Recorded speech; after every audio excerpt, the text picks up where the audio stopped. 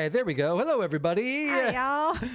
Welcome to part 2 of our mental health discussion. Whew, no pressure. How's your mental health doing, Faced by Rach?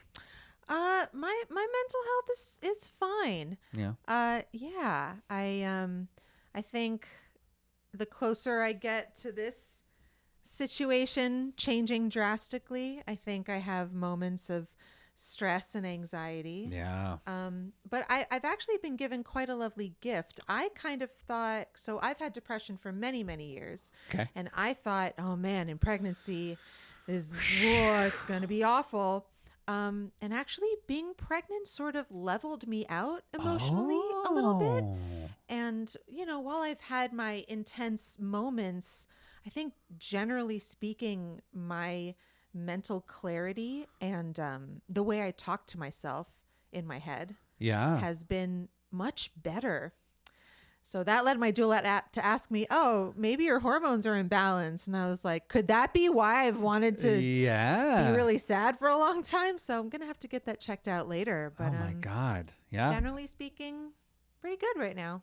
Maybe. Well, so listen, if you haven't checked out last week's episode, last week we talked about mental health, how to take care of ourselves, good mental health practices, bad mental health practices, myths in mental health, how to support our partner's mental health. And this week we're diving into neurodivergencies and mental health diagnosis. Yeah, we're going to get really specific with it. Obviously, neither of us are doctors or therapists.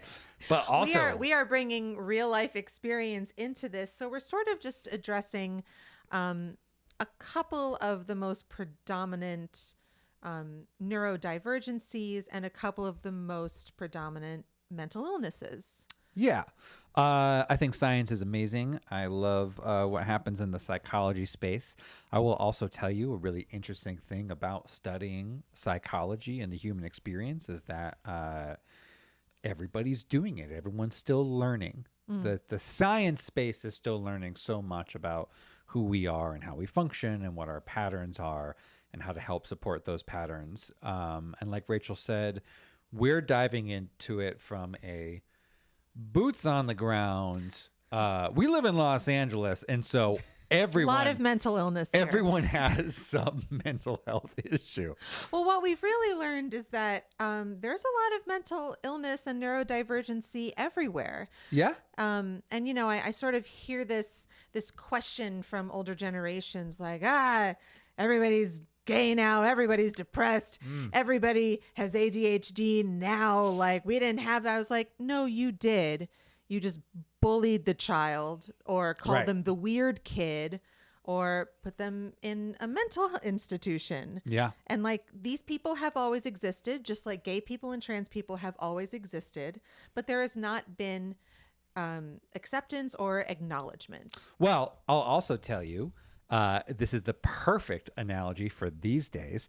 It's exactly what happened with the spy balloon. Oh, here's what happened.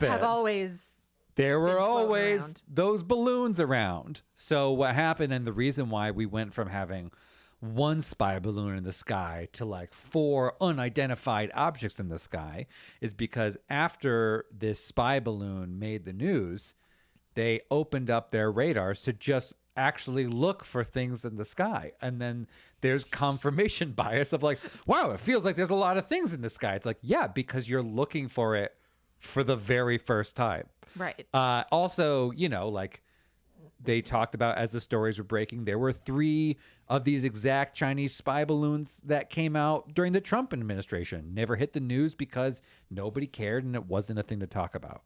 The other thing I want to say about neurodivergency is, I don't think people realize how unique every human being really is. Oh my God.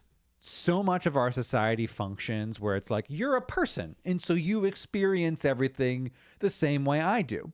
But when you actually study any aspect of humanity, you realize, oh, you're a person. And even though we are of the same species, we experience everything in drastically different ways. Something as basic, I just realized less than a year ago that some people can't like picture things in their head. Yes.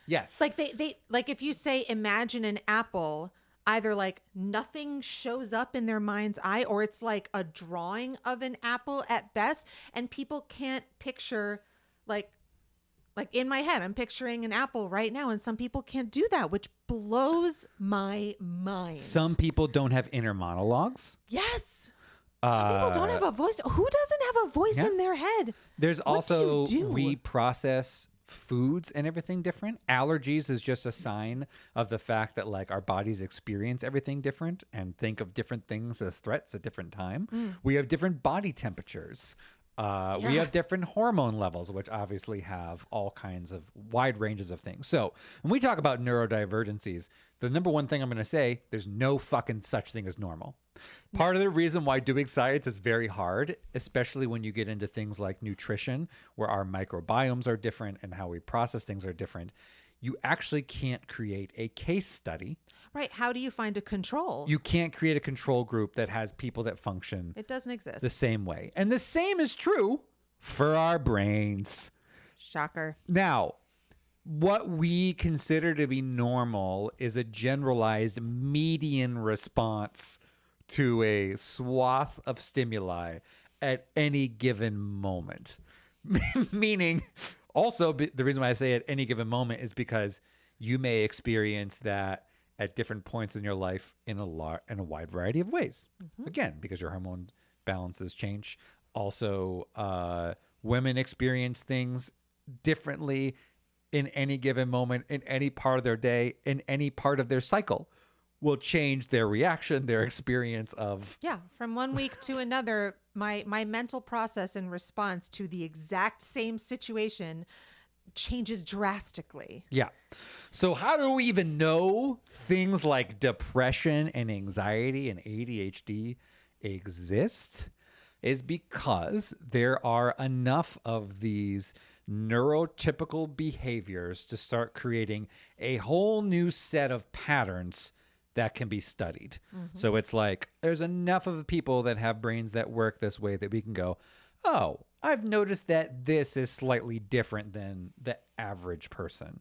But also, a lot of the same symptoms for depression or anxiety can also be attributed to like ADD.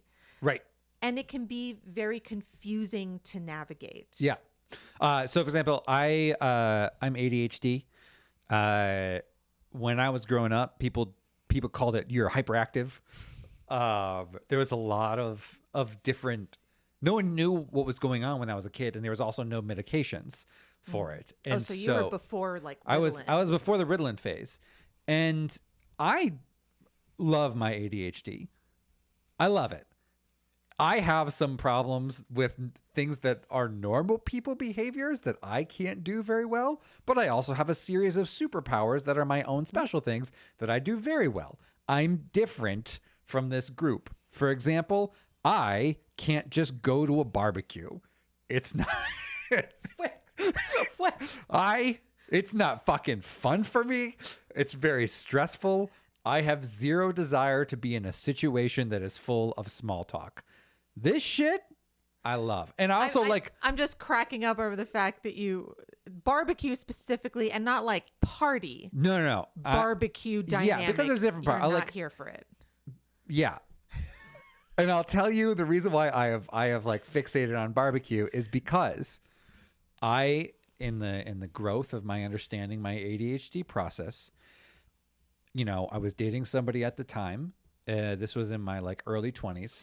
And she'd be like, oh, we're going to this barbecue. And I would immediately start getting stressed.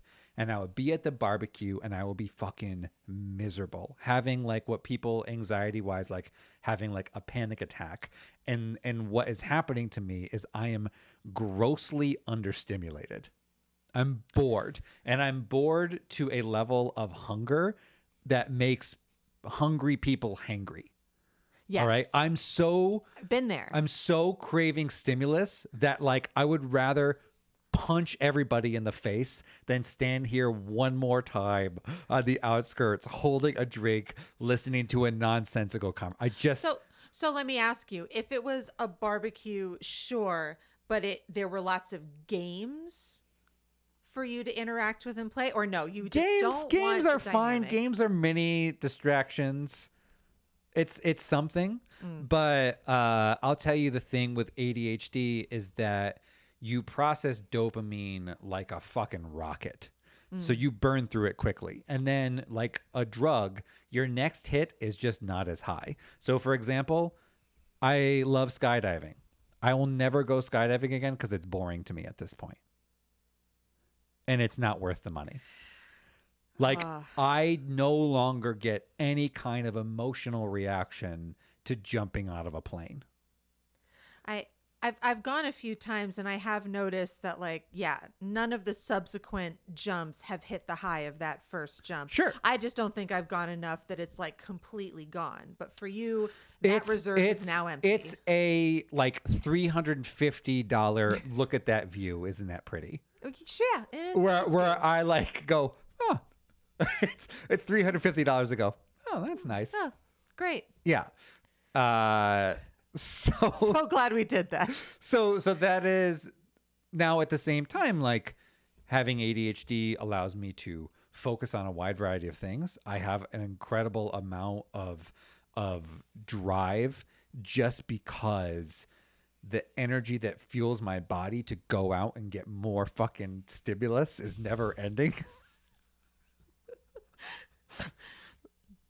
That's how I experience the world. Comes with some pros, comes with some cons. Sure. You know? Yeah. I don't love my depression. I'll be honest with you. It's really lovely to hear that you have a positive relationship with your ADHD. Most of the time. Sure. Not 100%. I don't think that's possible. No. But when we get into ADHD, I have a lot of problems. I feel like depression can be so limiting because with anxiety and ADHD, there is a drive to do something, right? It's a high stimulus situation, right? Whereas in depression, like it's more like all the things that you should be doing that you want to do, and it just completely saps you of any energy. So if there's any like superpower there, it's just my ability to like sit and empathize and hold space with people, which I think I'm very good at. But also, like rather than hating my depression, I've tried to get to a place where I acknowledge that it is A, out of my control sometimes, and B, is a reaction in my brain to being in pain and feeling unsafe. And saying, okay, this is how we have survived. Yeah. And now let's get to a place where we are moving beyond survival phase, right? Well, like we can thank our brain for doing a job not well, but it was still trying to protect us. Generally speaking, our brains, even when they do things we don't like, it's out of a sense of self-preservation. Yeah. Well, depression, which was what we're going to start with. We're going to start with depression because it's something everybody feels. I super experience depression like every day. but depression is a strategy to like the energy equation. Yes. And here's the fundamental thing that your brain is doing. It's saying, hey, getting up is a risk. If we decide to do any action right now, it's going to cost us some energy. And guess what? We are plumb fucking out. Yeah. I don't want to take any risks. I don't want to move. I'm going to stay right here because I have to go outside of this shell to get some food and get some energy. But that is all going to cost me something. And so my strategy is to just hunker down, hibernate, shut down all the symptoms, and then... And numb out. because So at that least I don't have needs. so that I don't have needs, and at least I can get the cost down to zero. And then you start wondering why this is happening. And then your brain starts telling you things like, oh, it's because you don't deserve any of that stuff. It's because you don't deserve to feel comfortable. You don't deserve healthy food. You don't deserve to feel better than you do right now.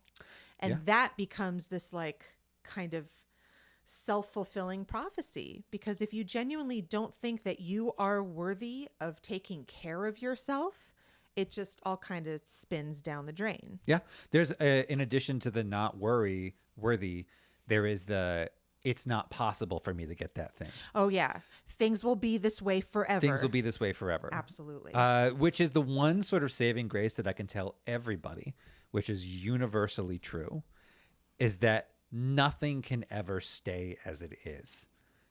The only thing that is 100% guaranteed in life is that things will change. Things will change.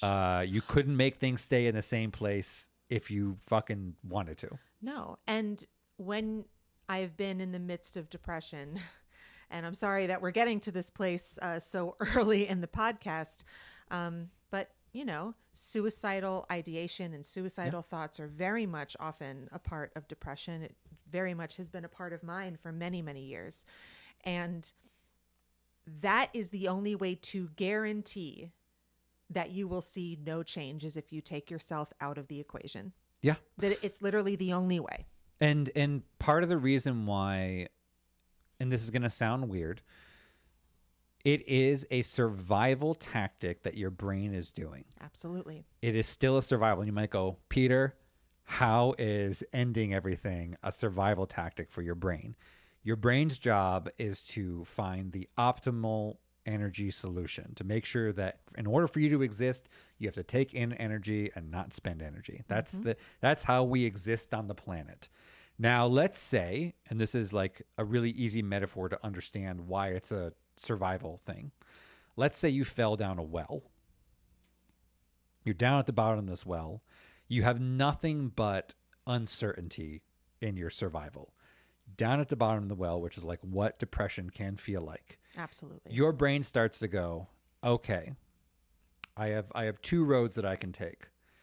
I can either end this quickly, in which there is no suffering, or we are facing a future with an indeterminate amount of suffering, but no potential not suffering.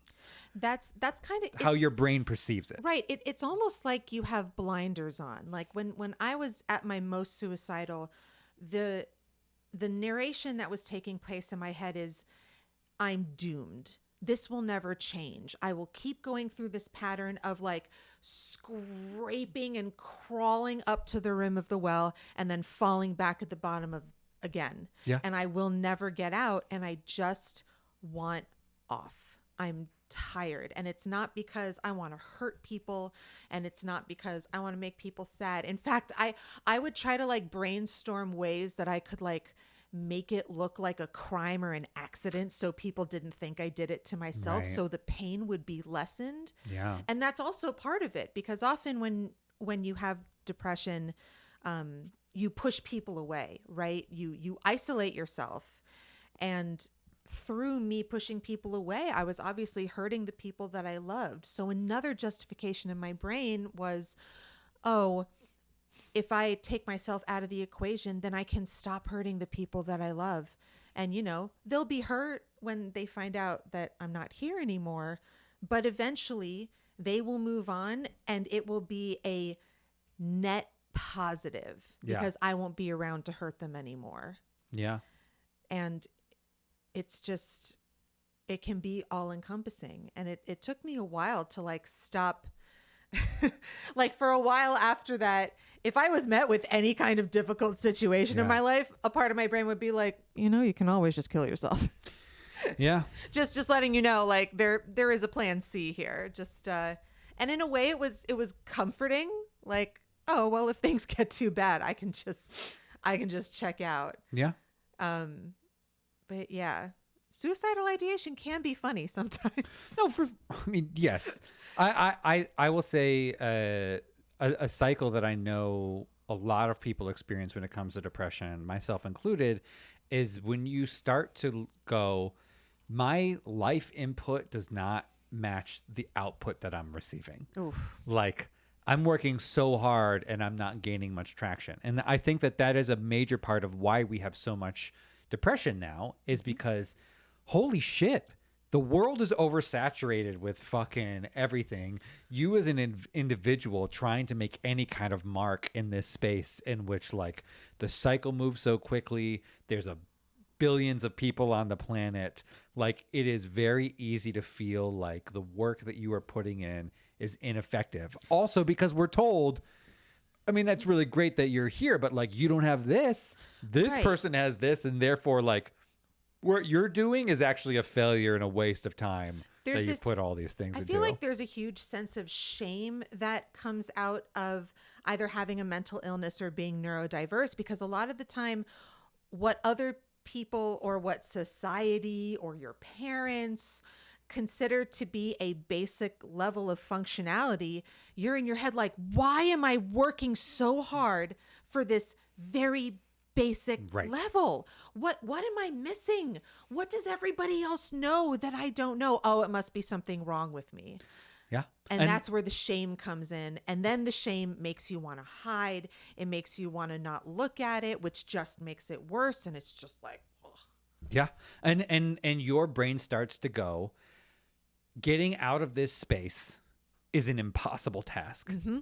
Like that's, I know for sure that is where my depression comes from. A lot of it's like, I live in an industry where like I'm heavily focused on my career, and the career is almost like an impossible thing to even sustain, even at the highest possible level with all of the resources. Absolutely. There's a reason why artists are depressed all the time.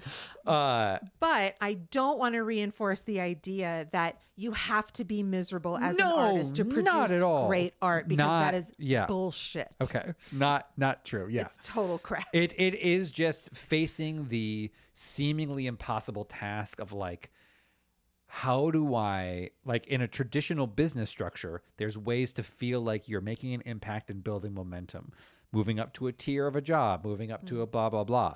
In the creative world, no matter what you do, your next job, you're starting at zero again. And you do that over and over and over again. And it's reinforced in every it's conversation, because reinforced it in doesn't every matter what conversation. you've done. The Right. question is, what do you have coming up next? yeah, what are you doing right now? I don't fucking know. Yeah. Anyway, there's a lot of reasons why we're all experiencing depression. These are some of the signs when you're starting to feel like it's impossible to make any change in your life. If you're noticing that you are opting into behavior that is numbing over behavior that is recharging, Yes. you're struggling with depression. So how do we help ourselves And how get do out of we depression? and how do we support a partner that is Right. in the midst of depression? Yeah.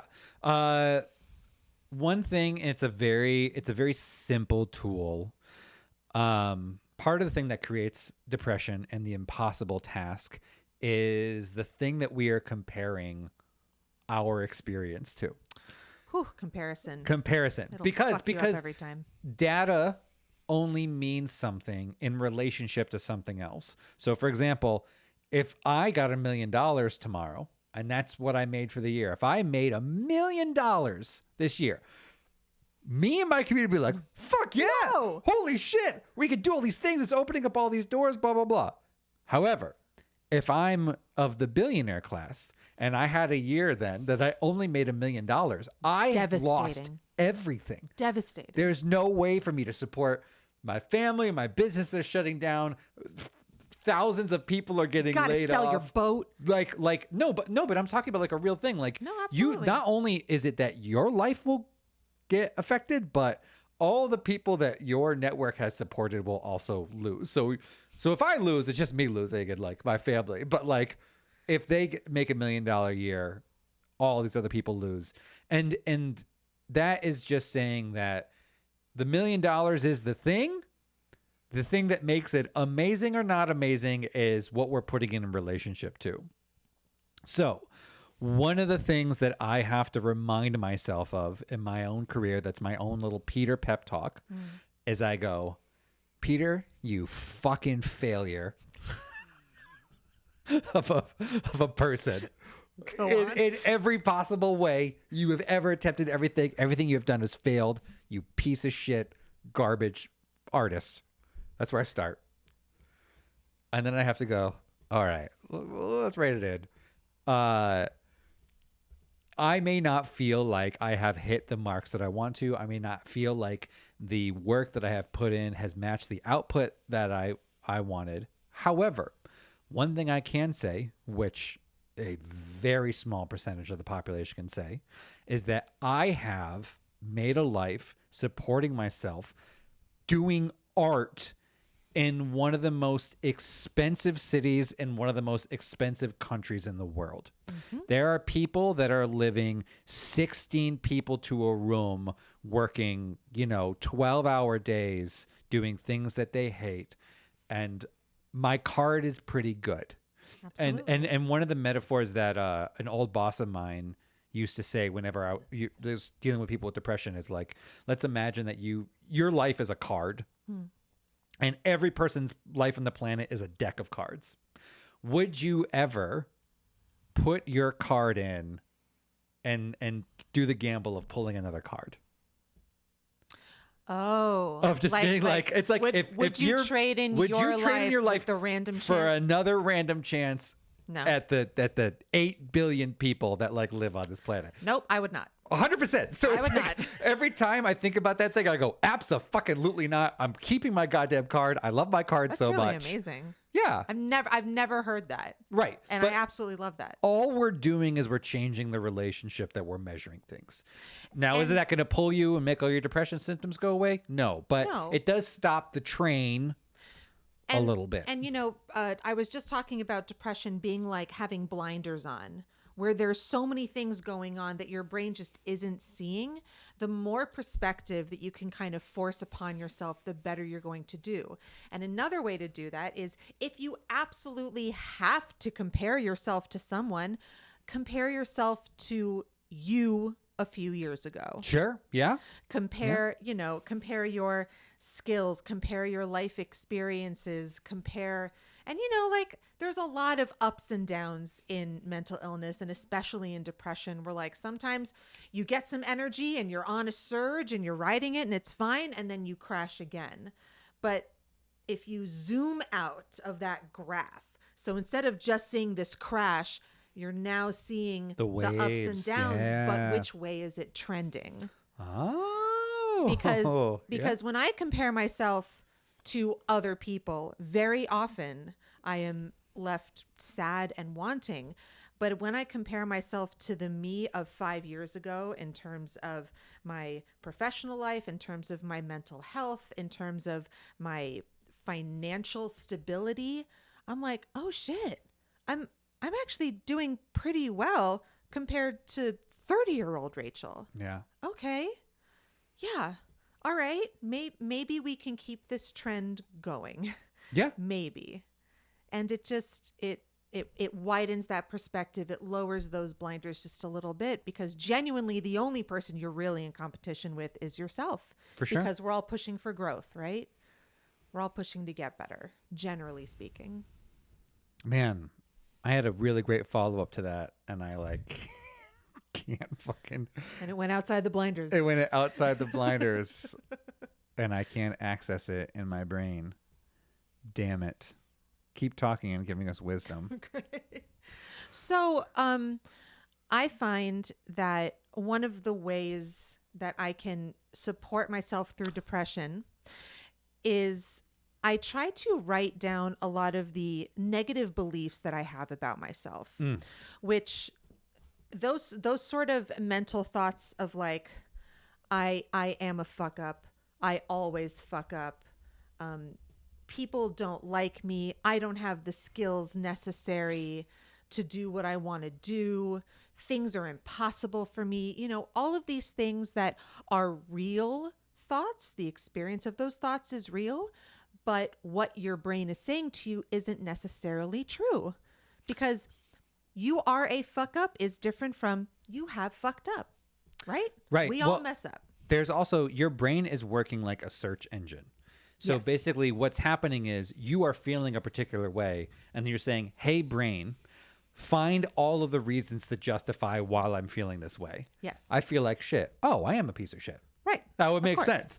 Oh, I'm not doing as well as I thought I was. Like, oh, that's because you're a huge failure. Right. That It's would my make fault. sense. Definitely my So fault. your brain works like a search engine. It doesn't question the things that you ask it to search. So the inverse is true. It's like, okay, point out all the ways in which I haven't failed. And you go, oh, well, I've done this and this and this and this and this. And it's like, okay, well, point out all the ways in which, I'm successful in this part of my life. And then it'll find it. It's just a search engine. Absolutely. And if you can write down some of these beliefs for yourself and then don't try to find the opposite, because I find the opposite tends to be very like unreachable, like affirmation kind of things. Yeah. Like, I am a creature of light. I am a goddess. I am a goddess. I am totally and completely capable. Like I don't think it helps down to write something that Don't lie to either yourself. don't believe Yes. or isn't objectively true. But what I can write down instead of the belief, I will always mess up every opportunity that comes my way, I can write, there have been several opportunities that I have taken advantage of, and more opportunities will come my way, and there is always a potential to make a different choice. Because that is something that is undeniably true, Yeah. but it shifts the focus. So I find that combating these untrue beliefs with things that are true no matter how you feel about it, that has been really helpful for me. And just sort of reading over them every day. Just kind of like we've talked about before, hacking through the jungle and making these new neural pathways in your Yeah. brain. And start small with those hacking through the jungle things. Yes. I remembered my idea. One of the things that creates depression with people is burnout. Burnout. You've worked yourself to the bone. You don't give yourself any room to rest because you are trying to be so goddamn productive. Trying to do all the things. You're trying to be peak version of yourself at all times. It is an impossible and unsustainable thing. You're Okay. right. And then because you're measuring yourself against peak you, when you fall short of peak you go, what a piece of shit you are. You could have done this. You could have been this amazing person You were today. supposed to do all this. Right. So my tip for everybody is if you are feeling like you hit a wall, rest. If you get up and you go, God damn it, I had all these things on my list. I am not going to be productive today. I am going to force myself to lie down and do nothing. And here is the cool mental Aikido thing that happens with your brain when you do that, which is if you go, I'm going to not let you do any work today. I'm going to lie down and I'm sitting here, I'm hanging out on the couch, I'm watching shows. Movie ends. I'm going to start another movie. Yeah. And I start the second movie and I go, shit, I really don't want to sit here anymore. I'm going to get up and like putz around. And as I start putz around, it's like, oh yeah, oh, there's that resume I want to make. I'm going to da-da-da. And like the thing that I have done is I have like my brain wanted to shut down and all I had to do was say yes. Okay. And then not only are we going to shut down, we're going to shut down even more than you wanted to shut down. It's kind of like if you agree with somebody making fun of you, they have no Yes. ammunition. Yes. They're like, oh my God, that shirt is so fucking stupid. You're like, yeah, it is a stupid shirt. Well, Yeah. It's maybe the dumbest shirt that anyone's ever seen.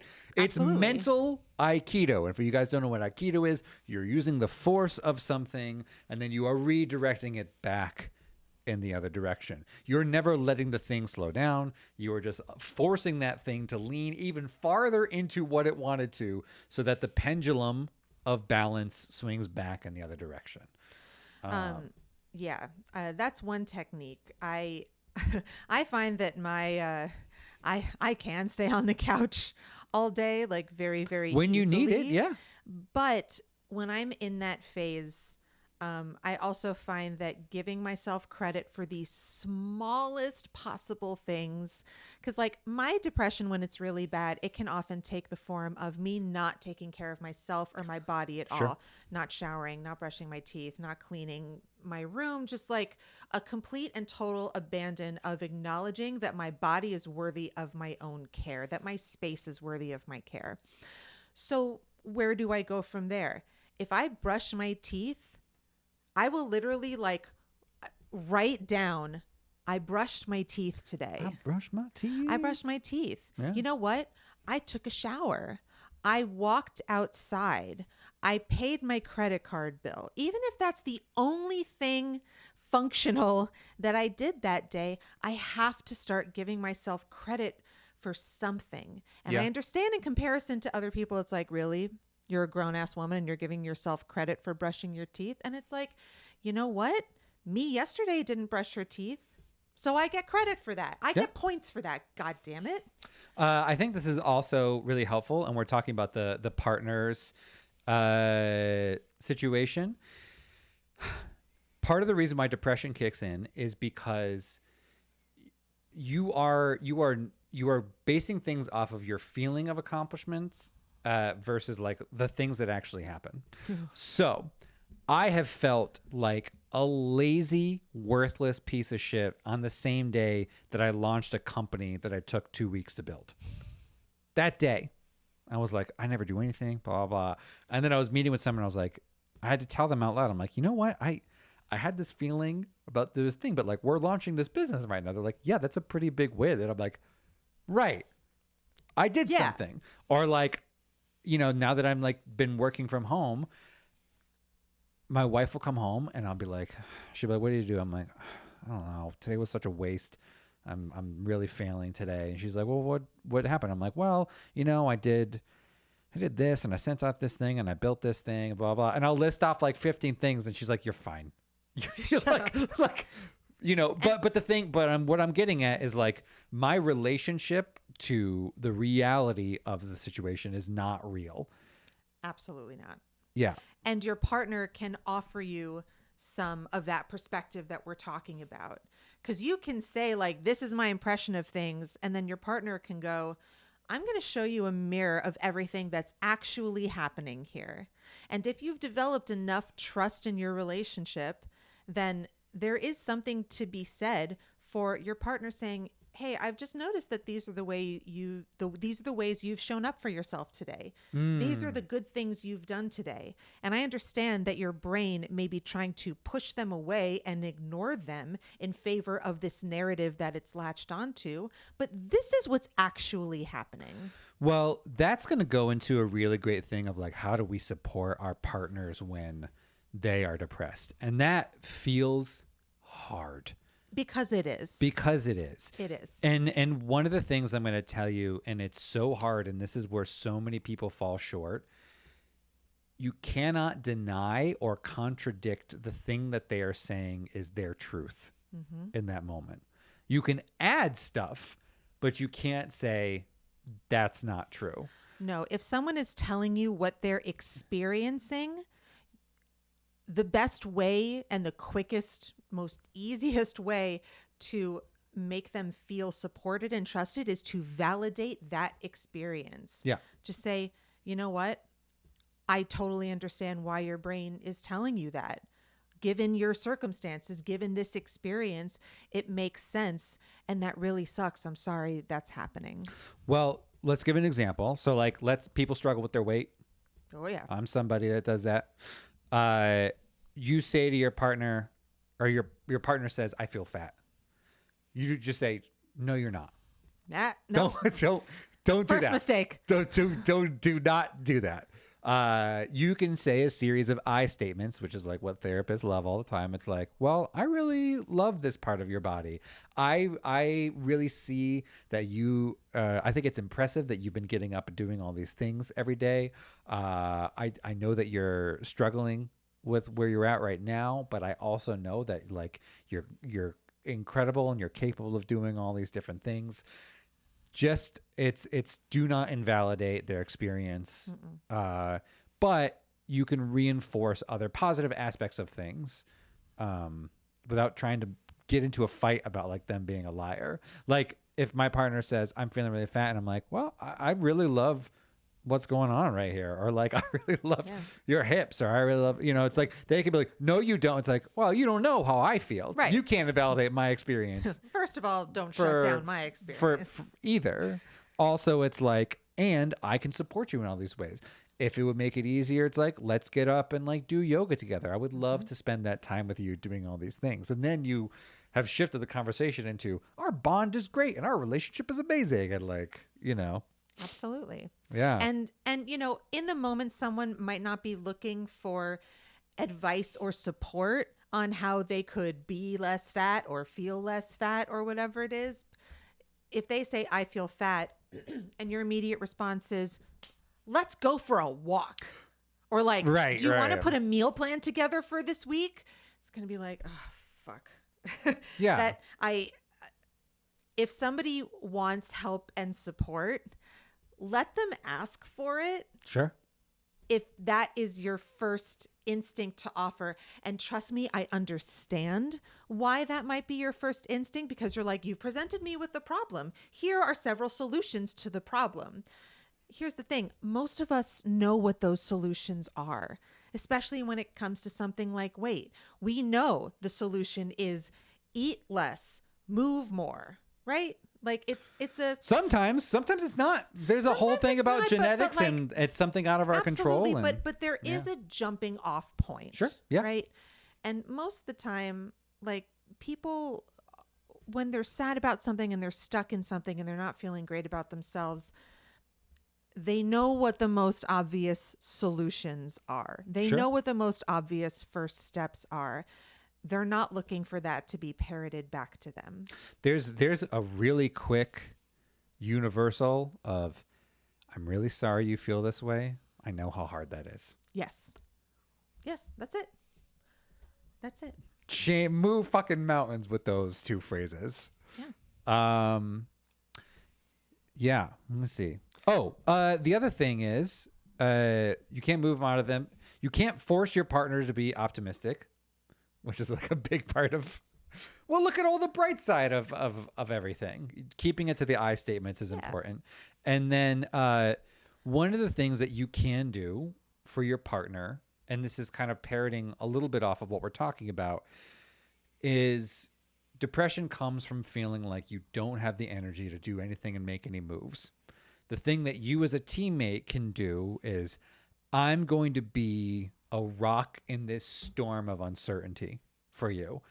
I'm going to take on, I've got some energy. I can take on a couple of things that are going to like help with the momentum that you might need. Help you build a momentum by like providing the shield. Absolutely. And another way that you can be the rock is reassuring this person, because a lot of times for those of us with mental illness, we think, oh, when my mental illness flares up, I am less worthy of love. I am less lovable. I am less likable. People don't want to spend time around my depressed, anxious, whatever, fill in the blank ass. Yeah. And one of the ways that a partner can be the most supportive is just saying, that really sucks that you're sad. I love you just as much when you're sad, and I will sit here and hug you or pet your head or roll you up with a blanket into a burrito or feed you a snack or make sure you're drinking water, because my affection is not conditional on whether or not you are being your best self all the time. Yeah. I just want to pause for a second and say, we're seeing all the things in chat. We love you guys. I just want to acknowledge, I'm glad this is hitting home, because it's stuff we go through. It's stuff we know everyone goes through. Rachel and I are big, elaborate overthinkers, which is why we have a lot of solutions to these things. We have a lot of problems that we process. Yeah, that we've been dealing with for like decades at this point. Sticking with the depression thing, the one thing that you want to not add on to, because this is going to compound the depression, is shame and guilt. Why can't you just... Whew. is not a sentence you ever want to say. Awesome. Now here's the thing. When you're with a partner that's going through a depression, you're seeing a lot of the signs. It's taking. We're not going to not acknowledge that your teammate's depression doesn't take a toll on you. Of course it does. If your teammate is having a trouble getting out of bed or struggling or just getting by, that means you are having to pick up the slack and shoulder on the thing, and that extra added responsibility can add some pressure to the system and make you frustrated and make you want to say, why can't you just ... Even little things that are true, these are truths, even things like, it's been 3 days since you got up. That person fucking knows it's been 3 days. Yeah. All right. And part of the reason why you are saying it is because you want your own experience validated. You are frustrated. You are at the end of your own tether. And you are seeking an acknowledgement of your experience as well. I get that we're holding experience for my partner that is struggling, but I fucking also need someone to acknowledge that I am a person. I am a I person. have needs as well. Yes. And and it's a tough rope to walk. It is. And you know, my partner knows when I'm in that place that encouraging me not to like, why can't you get up and do shit on your own, but like, I'm going for a walk. I think you should come with me. I would really like to go on this walk with you. I could really use this time with you. Yeah. I think fresh air would be good. I think getting your body moving. Also, when you are not in the pit of depression, when you are not spinning in anxiety, if you have the ability to communicate to your partner, hey, when I'm stuck in this place, these things are helpful and I might not have the motivation to do them on my own. But if you start the momentum for me and offer to do it with me, that would be really helpful. Yeah. And so then later on, there is an opportunity of like, hey, you were in bed for the last 3 days. You've told me that just getting up and going for a walk can help clear your head and start that forward engine going again. So I think you should with me. And this is not because I think you've done anything wrong. And it's not because I think you're an awful person. It's because I want to support you. And you have told me that this is a way to support you. Yeah. I'm going to add another layer to that. Ooh. Are you ready? You can help your partner get out of a space of depression if you create an opportunity for them to be a hero. Oh, that's a great way to put it. Listen, if your partner is really good at grammar, they're going through depression, you're like, I'm really having a hard time with this email. Can you just like help me out and like check the grammar on this? Hey, I'm having a really hard time finding a good recipe to pick. Could you blah, blah, blah. Hey, I'm having a really hard time choosing a restaurant. Very small thing, blah, blah, blah. But what you are doing is you are creating an opportunity for your partner to feel value. Value in your relationship, value in the world. That is something that they can experience in a very small way. And that way, we will move fucking mountains if it means helping another person. Yes. For some reason, a lot of times, if you don't have the energy to do something for yourself, you have it to do it for somebody else. Yes. It's a little psychology trick of letting them be a hero. But what it does is you're creating that opportunity to reinforce their value, which they will have the energy for because they do want to feel good. The ask that you're doing has nothing with the big fucking grandstanding experience that they're measuring themselves against. I may feel like shit about my career, but like I can help my wife tape this Absolutely. thing. Do you know what I mean? Then I'll feel great about myself being like, oh, yeah, I'm pretty good at this. I do got something to bring to the table. Absolutely. Working out is complicated for me because I have a weird relationship with it. And a lot of times I will like cry while working out. But I have noticed that if there's someone with me that I am directing If I'm like, okay, and now we're going Ah. to, we're going to do this lift 10 times. We're going to do this lift 10 times. Hey, make sure your pelvis is tucked in and your core is activated. If there is somebody that I can like help support / boss around just a little bit, then like I don't have enough brain space to think about all my shit that comes up during a workout. And it's so much easier. Okay. So be a hero. I can't, and I would recap all of our tips, but I don't remember them in a list. But we do have to move on. You're listening, right? Because there are other mental health neurodivergent behaviors that are out there that we're all struggling with. The next one I'm going to talk about is anxiety. Anxiety. Big one that is happening. People have various functionality. There's high function anxiety. People have the point where they have so much anxiety they have panic attacks. Anxiety. What is it? It is a hypersensitivity to stimulus. Okay?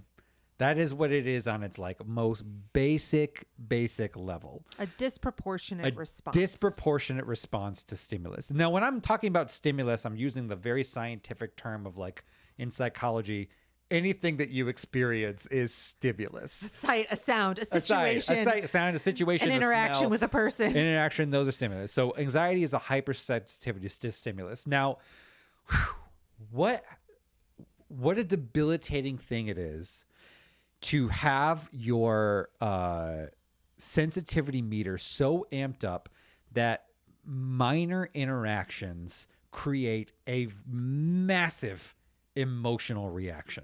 Feeling like your own body is just totally out of your control. Hijacked. Yeah. It's basically the equivalent of like you're a car that is driving on a very windy road, and every now and then somebody adds a rocket boost to your car while you're trying to navigate the cliffs of this windy road.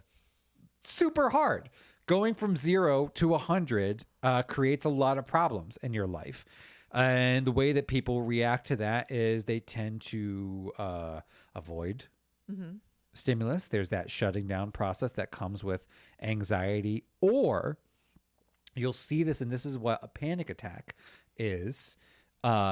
Your body has been ejected with the equivalent of a shot of adrenaline, where there is so much fucking energy in your body that your body has to get that energy out somehow. It creates the tensing of muscles, rapid breathing. It is like trying to expel all of this energy. It literally feels like you're going to die. Yeah.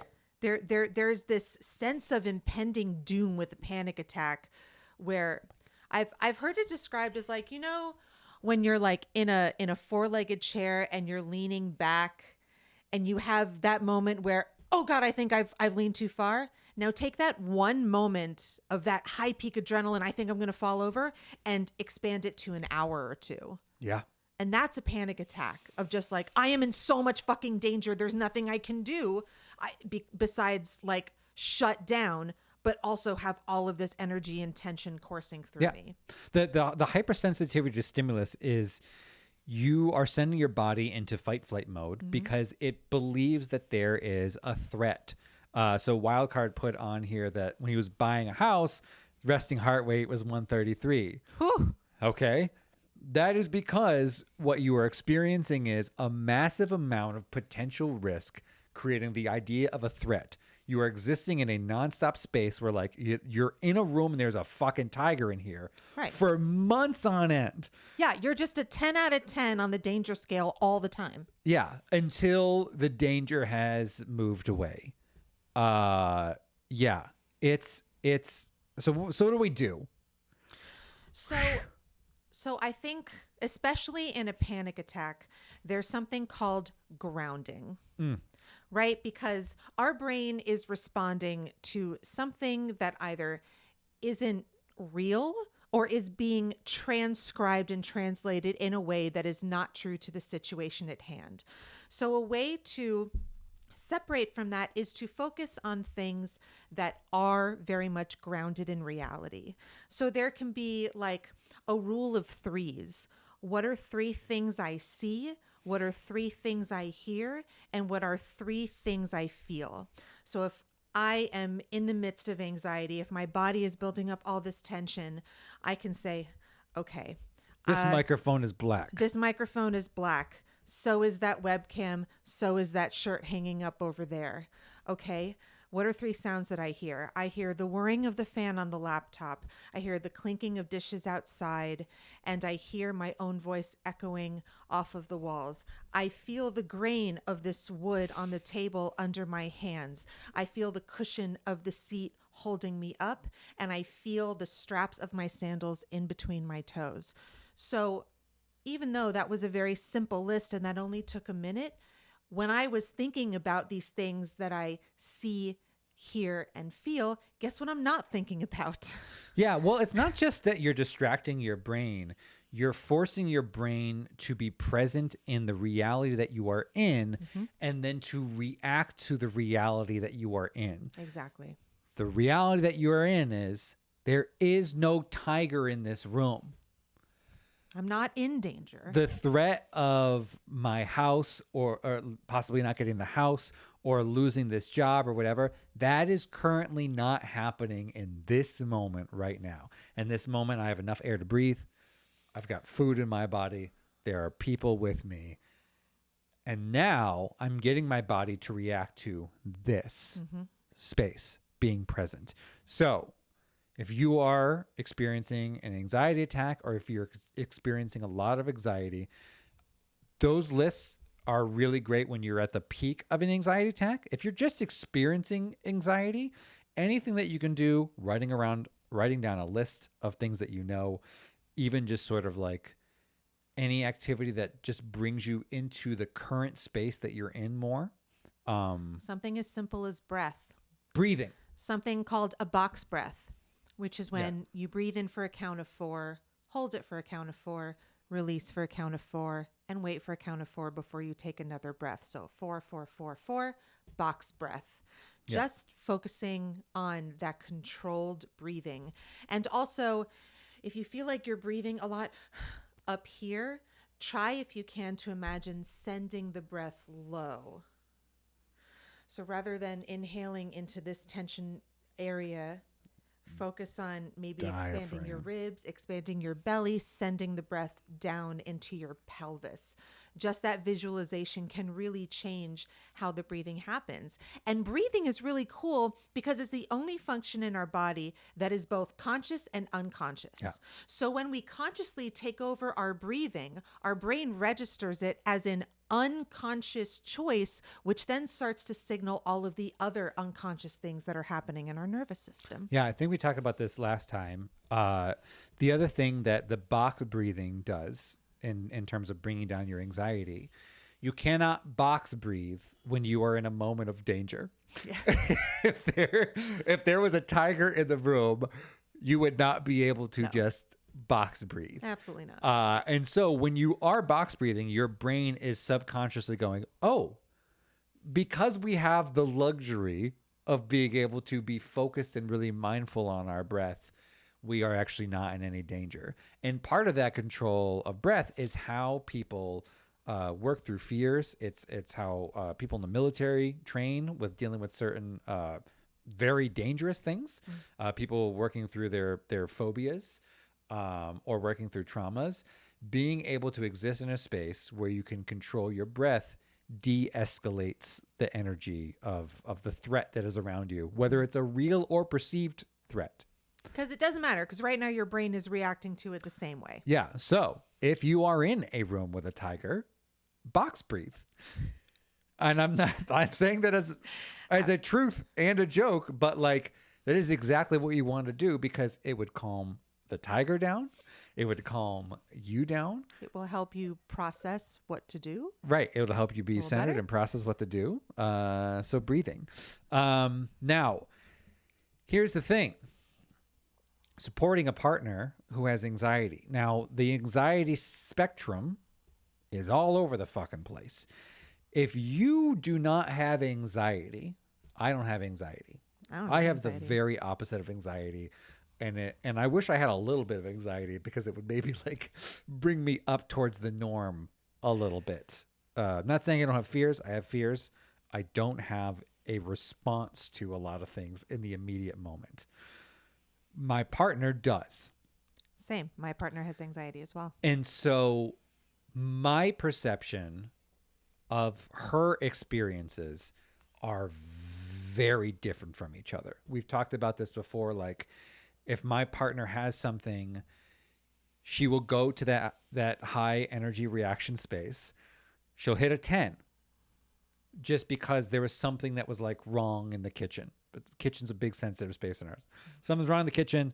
Cup goes on the table. Energy in the space is at a 10. Now, for me, I only hit a 10 when there's a fucking war going on. Okay? So when I experience that cup being slammed on the counter, I go, we're fucking fighting? What did I do? What did you do? What are we mad at? I'm immediately ready to duke it out because I'm perceiving that there's a real threat in the space. For her, she's like, oh, I was frustrated. I hit that 10 and then I let it go. Right. How do we hold space for people that have such different experiences and sensitivities than we do? I think, again, I'm going to go back to breath. Yes. Yeah. Yeah. Before you respond to the cup being slammed on the table or your partner escalating, take a breath. Yeah. Take several breaths. Take several breaths. You gotta give it a Absolutely. minute before you react to the stimulus that's happening. Because the thing is, if your partner is in that space, they're not going to be super receptive to like Anything. help, intervention, but like just sometimes you have to let your partner be in that space a little bit. And a good mantra is, this is not about me. Ooh. This is not about me. This is not about me. They are not mad at me. They are mad near me. I'm going to also say this. Even if they directly say it's about you, it's not about you. And that's a really hard thing to not react to, is like when they are making a thing that they are very directly saying, you blah blah blah, you dot dot dot blah blah. It is still not about you. And your initial response may be to get defensive, to stand up for yourself, and that's okay. But what is not okay is adding fuel to the fire, adding more energy to escalate the situation. In fact, it might even be appropriate to excuse yourself from the situation. Sure, sometimes, yeah. And yeah, like, I understand. I don't want my partner to feel abandoned. I don't want them to feel like unlovable when they're in this space. But also sometimes the most helpful thing you can do is, you know what? I'm getting worked up. I think I'm going to step into another room because you're having your experience, which is valid. Yeah. But now I'm starting to have my own experience. Sometimes if I'm also like storming around the house or storming around the kitchen and I'm feeling really up and anxious, I just need my significant other to stay in a different fucking room. Sure. Sure. Yeah. Just please. Well, please. Rachel brings up a really good point. Everybody, this is your homework. It is absolutely vital as a part of your own self-analysis that you know what your defense mechanisms are. Ooh. If you're going to get into a relationship, you need to know what tools you use when you are defending yourself. Mm-hmm. The reason why... How do you react when you feel backed into a corner? Yes. The reason why you have to know what your defense mechanisms are is because if you are going to have a long-term partnership, you have to know how to diffuse your own bomb. Mm-hmm. You have to go, this is how I react. I'm going to make sure that I'm going to delay that reaction because it's not about me defending myself right now. Mm-mm. For example, my defense mechanism is being snarky as fuck. I know it's true. I know the things to say. I have a very sharp wit in those moments. I will make a joke that is not appropriate. That you know or okay. will make it worse. Or as the debater that I am, I will point out the truth Oh, of what is happening in this moment. nobody needs It that. is not fucking helpful. Okay. So I have to, and this has gone through my process. I know what my defense mechanism is.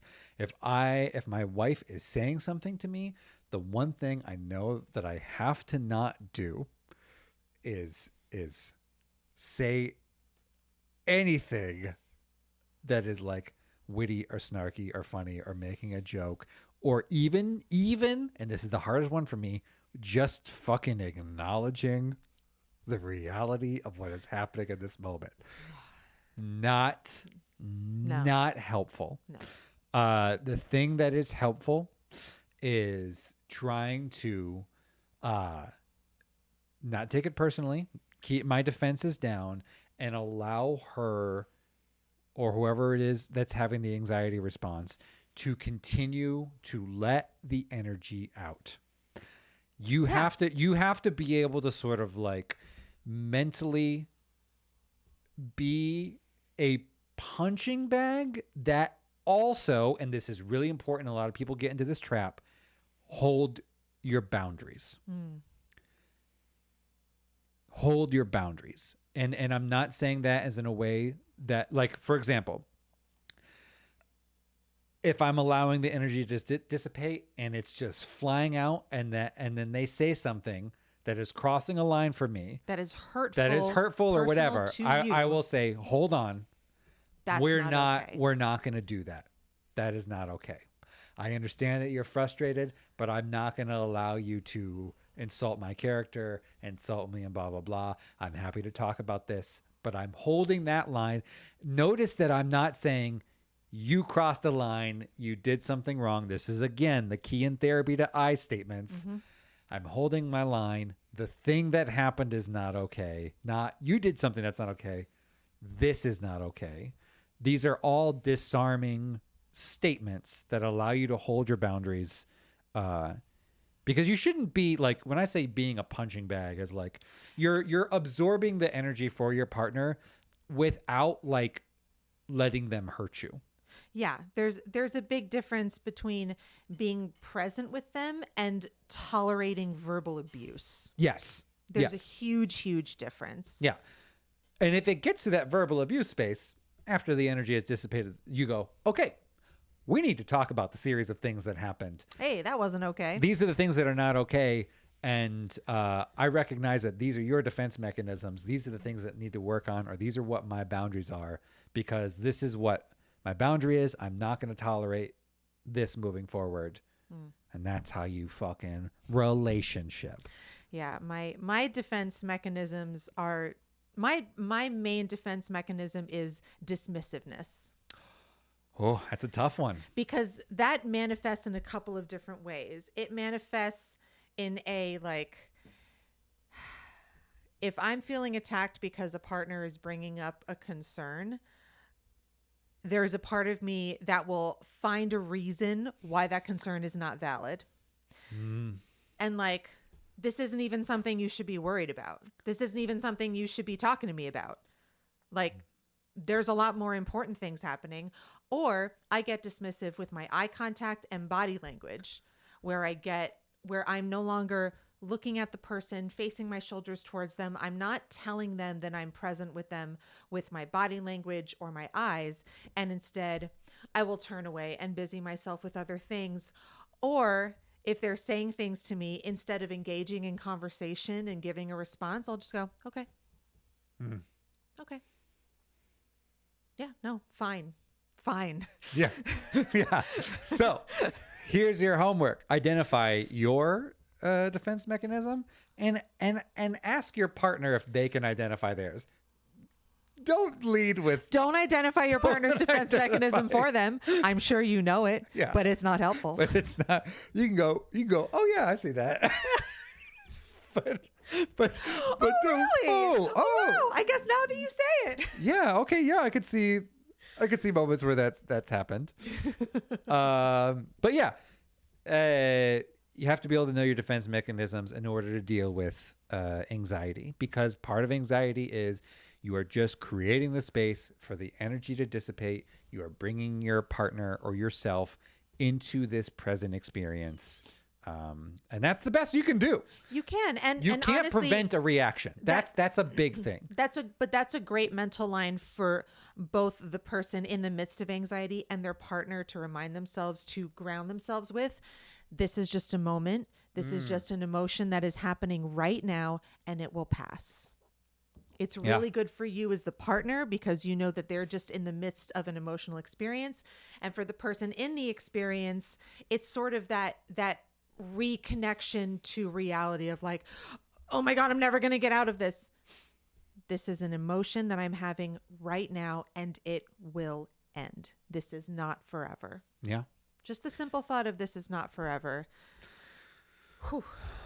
Helps. All right. Helps. Next one. Bringing it back. ADHD, baby. My man. Yeah. Okay. So like all things, like people with anxiety, there are varying degrees of functionality in the ADHD space. What is attention deficit hyperactive disorder? What is it, Peter? Well, it is when your body churns through dopamine so quickly that you are constantly in a stimulus deficit. So the reason why it is the opposite of anxiety is because you are actually not reacting at all to stimulus, and that causes you to seek stimulus. People that have ADHD tend to be very scatterbrained because what is happening with someone is that they are moving so quickly that there's just not enough going on around them to keep up with what's happening. So I know how to sit and look people directly in the eye, because when you have good eye contact, that's actually a ton of stimulus. A lot of ADHD people have trouble maintaining eye contact because one way for me to get stimulus is to look at you, look at the puppet, look at the light, look at that thing, look over there. All right. That is something that comes with ADHD.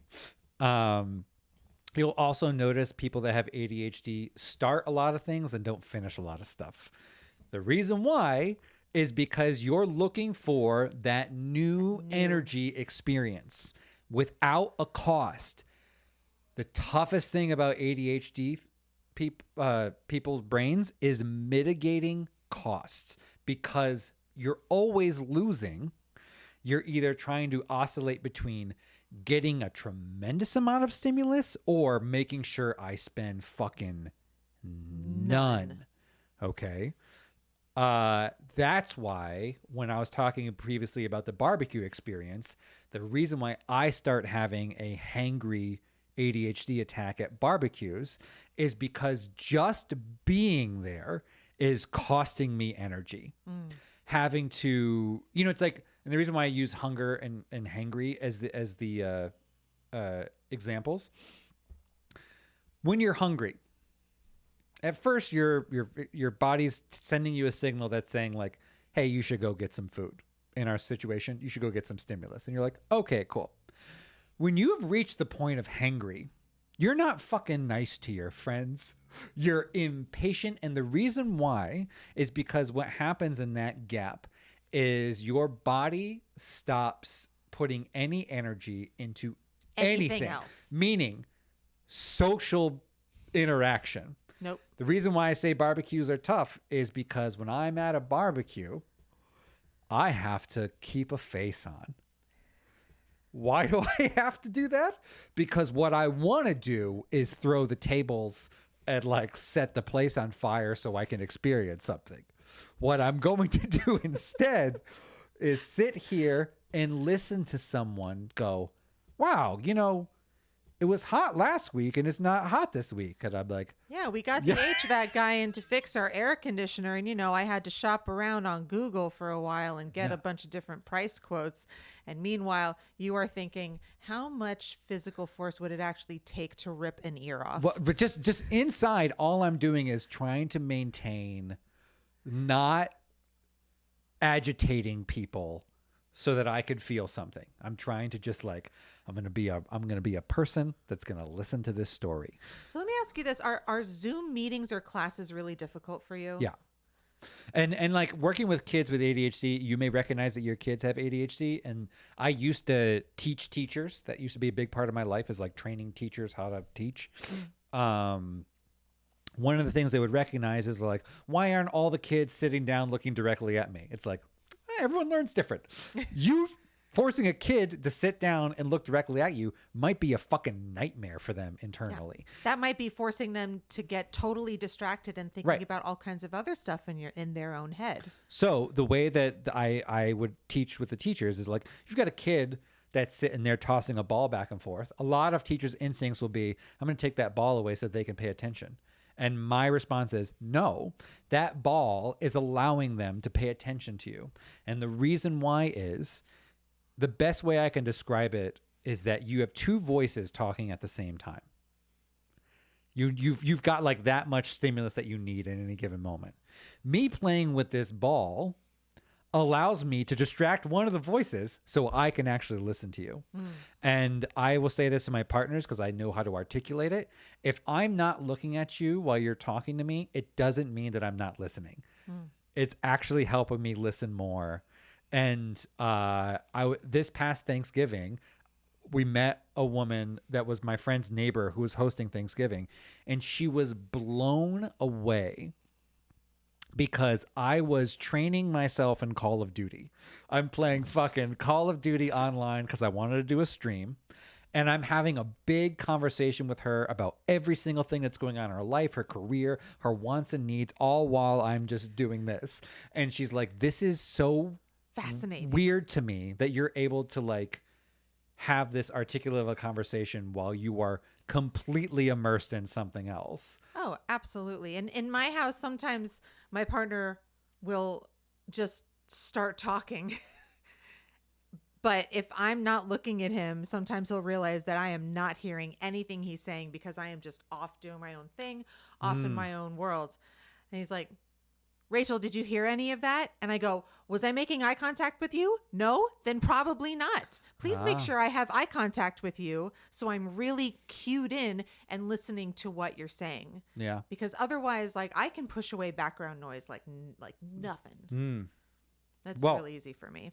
So the other thing with ADHD is that there is either scattered focus or hyper focus. So you're either trying to pay attention to a million things at once, or you are so fixated on this thing.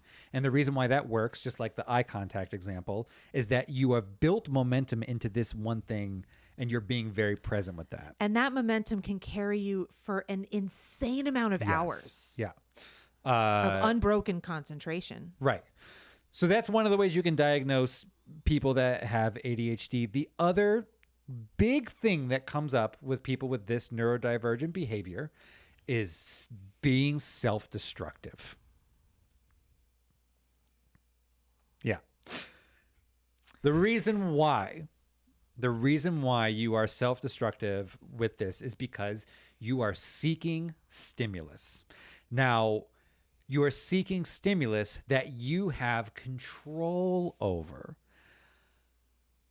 Such as? I may not be able to go out, like if I want stimulus, I want to do a play or I want to be on stage or I want to have a great conversations like this. Like I want to go out and do that, and I might not have those things available.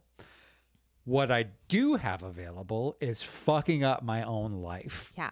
Our reckless decisions. Reckless decisions. Just being absurdly spontaneous.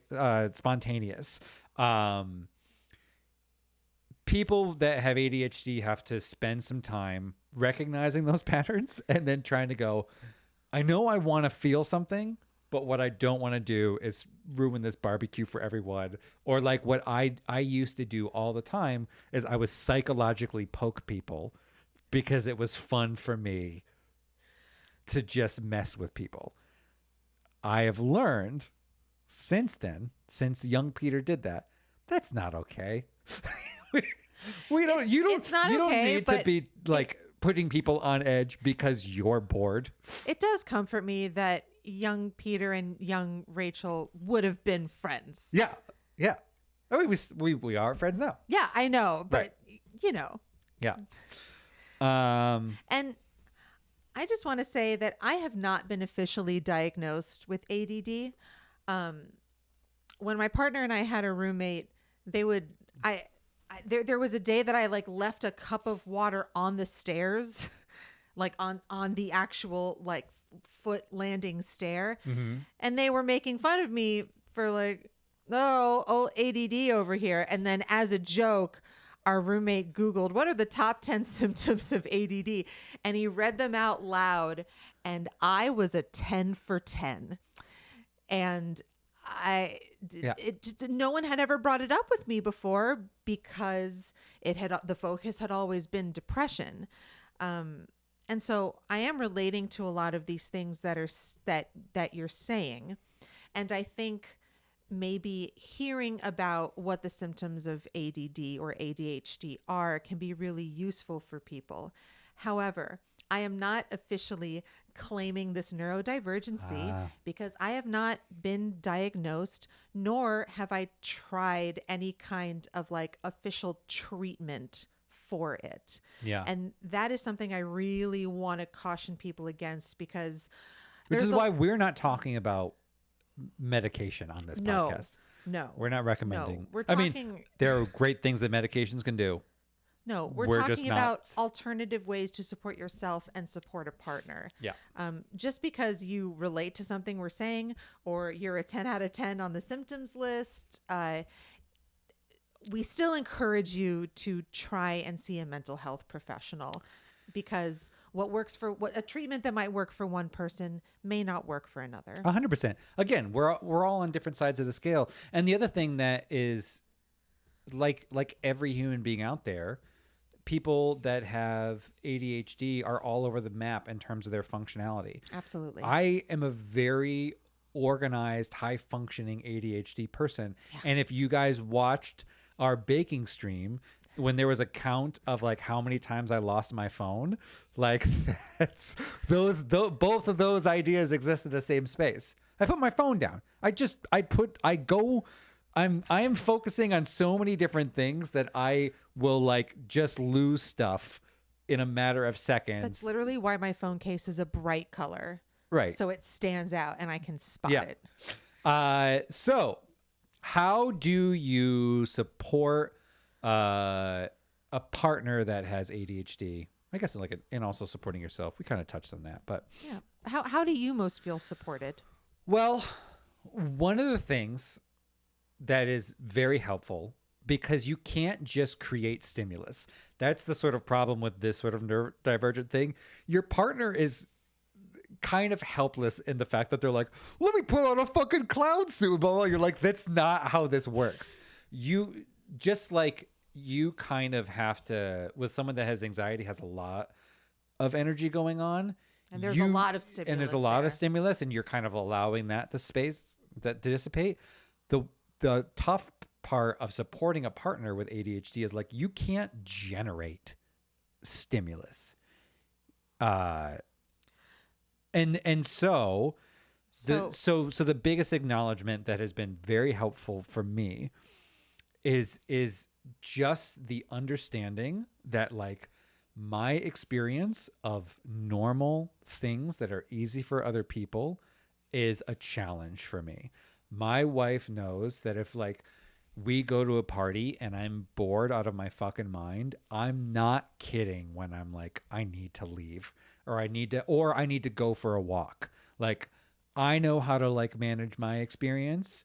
And I just need her to not put the pressure on me to be anywhere other than exactly where I'm at. 'Cause I don't want to be there either. That's the other thing. I want to be having fun at this fucking party. Yeah. If someone's at a party not having a good time, whether it's because they are feeling anxious, depressed, or because they have ADHD, we also don't want to be feeling what we're feeling. Right. Just like you don't want us to be feeling what we're feeling. Yeah. Yeah. So it sounds like patience. It is. Patience. I mean, I don't know. The problem is like because I also want to speak towards other variations of ADHD, of like partners that are like really disorganized. or like can't, or end up being self-destructive. Mm-hmm. Because yes, patience is great. But you have to help your partner, and kind of like identifying the what's it called, the defense mechanisms. You have to help your partner identify things that are stimulating for them. So like, I know for me, my back pocket, I can go for a walk. Great. If I can leave the situation and like walk around whatever neighborhood we're in, the fact that I'm not having to expend any more energy feels amazing, and I will eventually recover from that experience. Or I'll go for a hike. That's something I know I can do, that's in my back pocket. To just get, it's even like a little bit of stimulus, but it's also really just like mitigating not losing any more stimulus, Okay. if that means anything. For me, someone who is very disorganized, it's helpful for my partner to sort of redirect my attention to the things that I want to do and I know I'm supposed to do. And sometimes I literally just forget. Yeah. Like if we have had a conversation the night before about like, oh, hey, you know what? I really want to call this customer service tomorrow and make sure this thing gets done. I could easily go several days without it popping back into my head at a time when it's useful. When I'm getting ready for bed and the customer service line is closed, sure, I'll think of it and I'll go, fuck, I'm such a piece of shit. Why did I forget to do the thing again? But sometimes if my partner can, like, if I said, hey, I'm going to do the laundry tomorrow, sometimes if I forget, he will bring the laundry basket downstairs and just go, hey, brought this down for you. And I go, oh, right. Yeah, that's great. Right. Yeah, you heard me say I wanted to do the thing and you're reminding me to do the thing. Or like, instead of just putting the mail from our mailbox in our little mail slot that I could ignore literally until the day I die, he will sometimes bring my mail over to me. Be like, hey, you got this. And just put it in my lap. Yeah. And that can be very helpful of just like, oh, right. I need to refocus, or like, this is a place where I can put my energy right now. So for me, even though I have to fight the thoughts of like shame and self-loathing of like, why didn't you remember to do this on your own? And instead focus on the thoughts of, oh, I'm really grateful that my partner is reminding me in a gentle and loving way, because it is something I want to do. Yeah. I mean, one of the things that you can help your partner do, or if you have it yourself, having an organizational system, whatever it is. Mine is basic as fuck, but I've been doing it for like 20 years now, which is basically I have, well, not always Google Doc, but I have a Google Doc that's just called reminders, that like when I think of a thing, I write it down. And then like as a part of each of my weeks, I just kind of like put those things in order. And that way, every day I kind of check off boxes, or I can move the box to the next day. I can re-strategize, but I have an organizational system that allows me to ebb and flow with whatever level of focus I'm in. I have a little notepad on my nightstand next to the bed, because for some reason, when I'm going to bed, I think of all the tasks that I'm going to accomplish tomorrow, because, you know, it's tomorrow Rachel's job. My job is to go to bed. So all of those things can come up. If I can find the presence of mind just to write them down on that notepad, so then the next day when I get up and I have breakfast and I'm like, what am I supposed to do today? Instead of like getting distracted by something else, I have that notepad. Yeah. And I can just go, oh, right, I was thinking about doing this thing last night. That's been really helpful for me. Key things, and this is something for you, bringing it back to the you, but you can also help your partner and give them this tool if they have it. If you can start your day focused, it's easier to start focused than to rein this shit in.